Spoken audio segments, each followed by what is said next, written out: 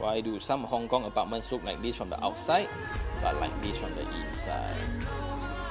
I think it's because of the law. Tak mungkin you go paint the whole building one mah. So it needs to be under the management. And to get the facade painted, you need everybody's consent. Imagine you want to paint your whole building now. You think you pay money can already meh? No. You need to have from the sinking fund. Everybody needs to pay their share. And suddenly, I'm okay here. Why suddenly you want me to pay money to paint? You're affected only what? And that's always the challenge when it comes to building maintenance lah. So you can see like older apartments in Malaysia, right? Sometimes there will be some units where the facade walls, paints are peeling, but they just paint over their segment. So you will see the building, right? One patch, one patch, one patch. But then when you want to ask to repaint the whole facade, oh, no money. But it's also because everybody don't pay up to date lah. So you can never have enough sinking fund to fix the whole thing. I realized a solution to this. It wouldn't happen to you if your building is making money. So if all investors are making money, the rental is 1,000 or 2,000 more in terms of cash flow every month, right? Maintenance show up to date. Right? Then when you have not so money making projects, right? What terrible one. You want to sell, nobody want to buy. You rent out, nobody want. You don't want to stay because it's too far. Just leave it, oh. And everybody just leave it, right? The management also don't care. Nobody stay here also just don't care. Then like that, oh. I would expect the Urban Renewal Act to just take this down better. Then you just waste a plot of land, mah. Your aim is to be consent of